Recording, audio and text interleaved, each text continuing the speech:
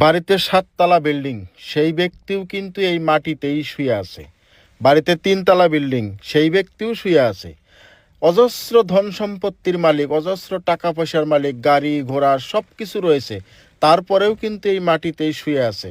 আর অন্যদিকে যাদের কিচ্ছু নাই, খেরের ঘরে থাকে, বাঁশের ঘরে থাকে, না টাকা আছে না পয়সা আছে, কোনো কিচ্ছুই নাই, সেই ব্যক্তিও কিন্তু এখানে শুয়ে আছে। না গরিব না ধনী, কোনো ভেদাভেদ নাই, সবাই কিন্তু এই মাটিতেই শুয়ে আছে। আসসালামু আলাইকুম, আমি আব্দুর রশিদ শেখ ইস্তেমা প্রাঙ্গণ থেকে এই বিশেষ প্রতিবেদন আপনাদের জন্য তৈরি করছি।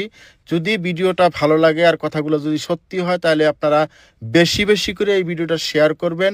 ধনী আর গরিবের যে পার্থক্য নেই, ধন সম্পত্তি থাকা আর ধন সম্পত্তি না থাকা মানুষের যে কোনো পার্থক্য নাই, মানুষ যে মানুষই হয়, সেই কথাটা এই ভিডিওর মাধ্যমে প্রমাণিত হবে এবং আপনারা দেখতেই পাচ্ছেন। হ্যাঁ, এটা হলো আমাদের নামনি আসামের ধুবড়ী জেলার আলমগঞ্জের যে বিশাল ইজতেমা, সেই ইজতেমা প্রাঙ্গণের আজকে আখেরি মোনাজাত। সেই মোনাজাতের আগ মুহূর্তে মানুষ এভাবেই অপেক্ষা করছে মাটিতে শুয়ে শুয়ে, কখন সেই মোনাজাতের অংশীদার হতে পারবে এবং আল্লাহর ইবাদত করতে পারবে এবং আল্লাহর লাভ করতে পারবে। সেই আশা নিয়েই প্রত্যেকজন দিনই ইসলামী ভাই এবং ব্রাদার এভাবেই মাটিতে শুয়ে আছে। না কোনো ধনী না কোনো গরিব, যার অজস্র টাকা পয়সা আছে সেও মাটিতে শুয়ে আছে, যার কিচ্ছু নাই সেও সেই একই মাটিতে শুয়ে আছে। এখানে ভেদাভেদ বলে কিছু নাই।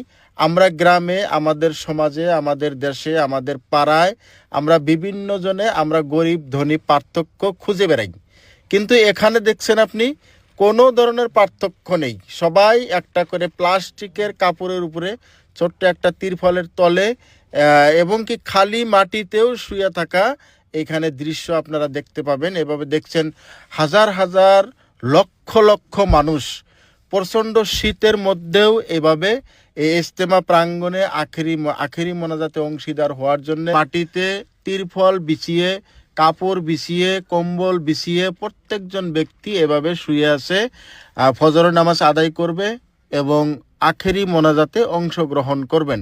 ধনী গরিব বিলে কোনো এখানে কিচ্ছু নেই, সবাই একই সাথে একইভাবে।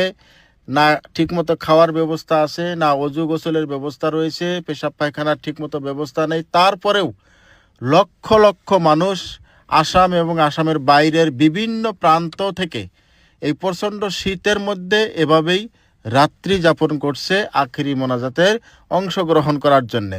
যদি আপনি আসতে পারেন নাই ইজতেমায়, সেটা হয়তো আপনার নসিবে নেই, তো আপনি যদি এই ভিডিও দেখছেন